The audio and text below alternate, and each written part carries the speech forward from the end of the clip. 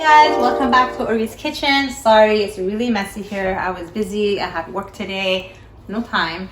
But I'm glad that I'm here for you guys today, ready to rock and roll.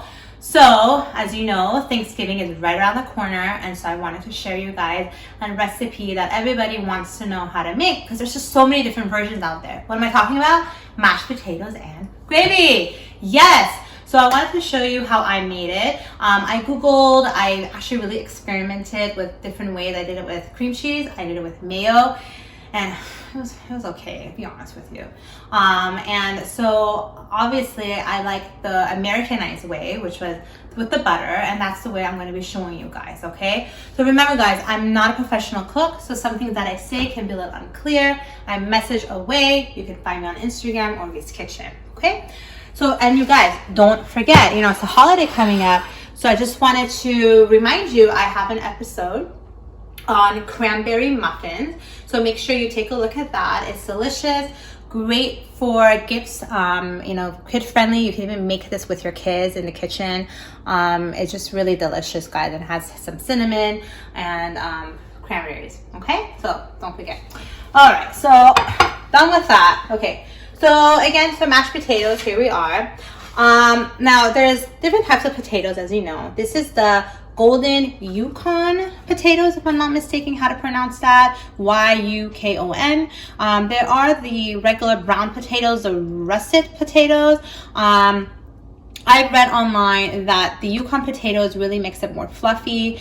Some places actually do half Yukon, half russet potatoes in their mashed potatoes. But I'm just gonna go all Yukon potatoes, okay? So basically I put them in boiled water, okay? I let the potatoes cook in hot water, about 20 or so minutes. And the way you know that it's cooked, you just pierce it, and with a fork, if it goes all the way through, it's ready to go, okay? And obviously, I just let it cool off a little because if it's super hot, I don't want to burn my fingers.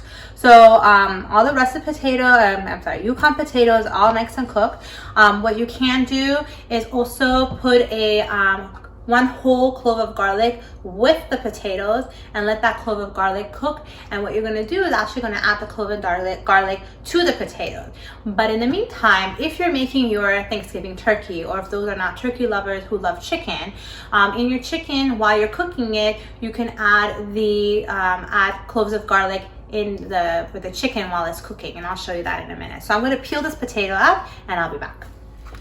Okay guys, welcome back. So I made chicken. I made my juicy chicken, which I have an episode on that. I made this because it's my kid's favorite, and so I know she'll eat it. And again, if you're making turkey, that's totally fine. You can just do the same thing. So in the bag with your turkey or your chicken, I put the full garlic in here, and while it cooked and it's ready to go, and I'm gonna add this to my mashed potatoes, okay? So let's come on back here. Okay, so here are I peeled it, okay? I'm gonna squish it up. You guys don't need to add anything fancy smashy to the mashed potatoes. Trust me, it's going to taste delicious. It doesn't need much, okay? So let's see how easily it got smashed. I love it, okay? And so this is about 2 medium size of the potatoes that I use, and I use about 3/4 of this. Now it depends on how much garlic you want, and honestly guys, it's just that you guys gotta keep taking a bite and taste it and make sure it's to your taste buds, to what you guys want, okay? I'm gonna just put some of it in here, okay? And then we're going to add, of course, some salt and pepper to it. So I put 2 whole garlic cloves. There's another one in with the chicken. I added that just in case if I needed more. Okay. I love garlic, guys. And garlic is really healthy for you, for your immune system. So you get benefits, right? And also add some of the water that the potato was cooking in. You can take a little bit of the water and add that to your potatoes to make it a little bit more smoother, fluffier texture that you would like. But in my case, I didn't do that, okay? So again, I put the garlics, okay? Pepper, salt, and you can also actually get fresh rosemary, chop that up, and you can put that in your potatoes. It's gonna taste really good. I originally, you know how I told you I made different styles. I also made my gravy using my rosemary chicken. That's also on one of my episodes.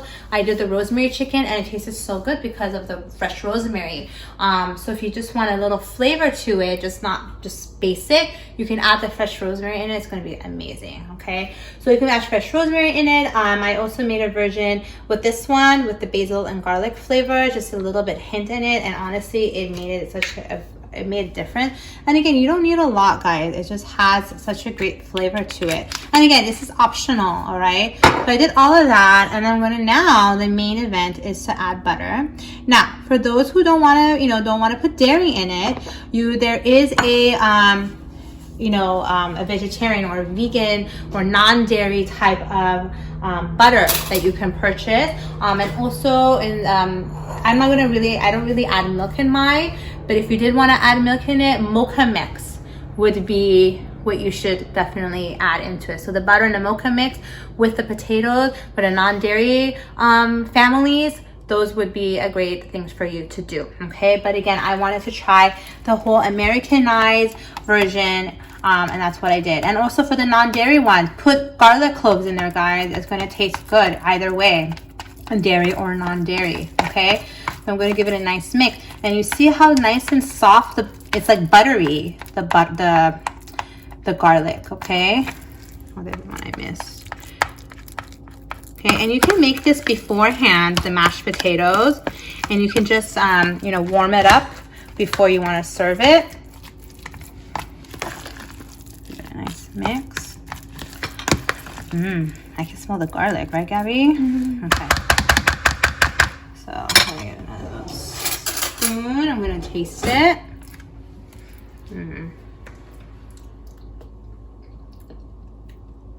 Okay, it has enough salt and pepper. I would add a little more butter, honestly. A little bit more butter. Now, I just put a certain amount of butter and I melted it. As you can see, I'm not pouring all of it because, that's just, it might be nasty when you put too much in it.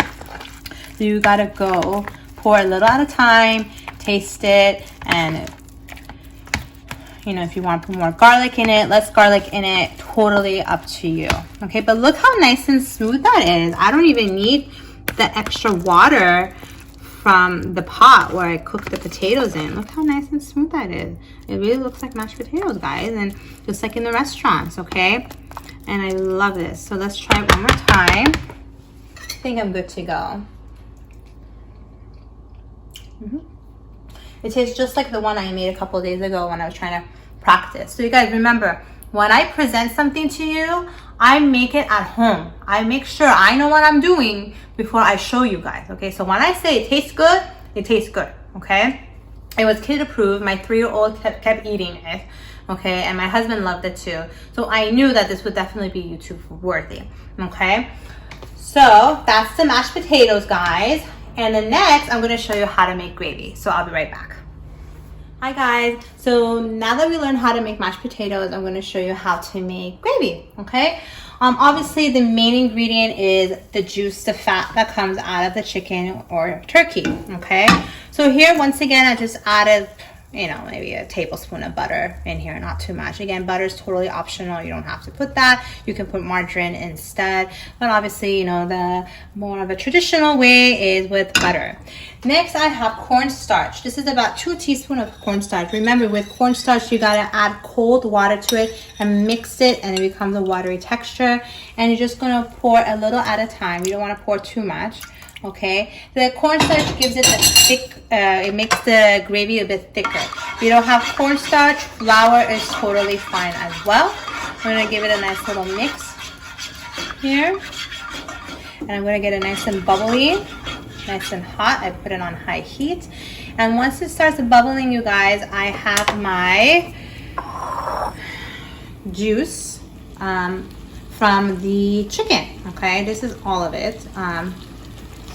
smells great. Okay, so this is from the juicy chicken that I made. Again, it is on my YouTube channel. The other time I made it with rosemary chicken. That's also on my YouTube channel.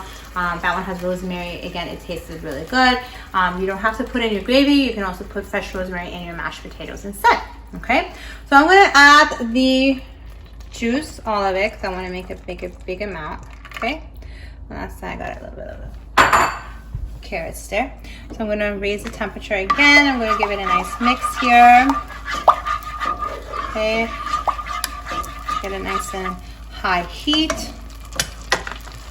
Okay, I'm gonna add a little bit more of the cornstarch. Okay, so I'm just gonna put on high heat and mix it so that, you know, it gets nice and mixed up, and I'm hoping that it will become harder, okay, since we add the cornstarch in there. So I'll be back in a few, guys. Okay, so along with this, you can also add chicken broth in it, okay? This is the kosher one, but it has meat in it, okay, guys? So make sure you're careful with the dairy product. So this is, you add some chicken broth in it, it gives it a little bit more of a flavor. Again, this is optional. Well, that's what I did last time when I made it at home, and I made it tasted really good. Here I put maybe just half a cup, not too much, because of course I don't want it to overpower with the actual chicken juice that I got from the chicken I made. You know, it just gives it a little bit of a more of a flavor to it. Okay.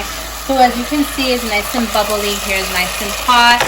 Since I did add some of the broth, I'm just gonna add a little more water, the cornstarch mixture. So I'm just gonna keep my eye on it. I'll be back. Hi guys, so it's been about a minute on high heat, and I just mixed it up a little bit. So it, you know, obviously the liquid has reduced to tad, which is normal, right? And obviously we don't want it too watery, and it's not too thick as well. I really like this texture myself, okay?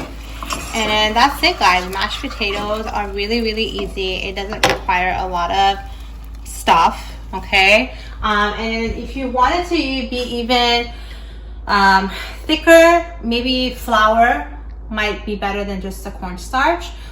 So you just, whatever your preference is or whatever you have at home, but either or should work. I'll be right back, so I'll show you how all of it works together. Hello, so take a good look. Gabby, go ahead, zoom in, baby. Ta-da! So here is my mashed potatoes and gravy. So I'm gonna go in and dip in. Okay. Tell you, I mean, the juice of the chicken, the buttery of the mashed potatoes, everything just has a nice combination, okay? But you know, it doesn't matter what kind of chicken you make. Obviously, any type of your favorite seasoning that you want to put in would be great, even for the turkey. I bet even the seasoning that for the juicy chicken that you put in, you can put the same seasonings on your turkey, or even the rosemary chicken that you can put on your turkey. Either way, it's just a big bird. Don't let that distract you. Oh my God, I have to do this and do this. And remember, every pound of the turkey, you need to cook it in the oven for 20 minutes. So each pound, 20 minutes, okay? So thank you so much for watching Ori's Kitchen. Happy holidays. And you just learned how to make mashed potatoes and gravy. I hope I helped. Take care and see you next time.